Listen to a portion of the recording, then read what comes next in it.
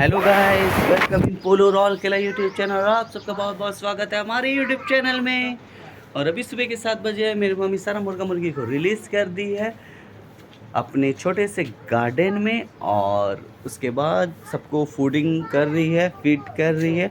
और हमारा व्लॉग में आज आरिश आया है। आरिश, ये देखिए आरिश को, ये सबको चावल साग खिलाया है मुर्गा मुर्गी को। और ये देखिए गाइस, हमारा मुर्गा मुर्गी कैसे कितना चाव शौक से खा रहा है। बहुत दिलों को चावल साग धान बहुत पसंद है गाइस। और मेरी मम्मी लोग को दिन में 6 बार खिलाती, तो जाके हमारा पोल्ट्री फार्म इतना जल्दी ग्रो कर रहा है।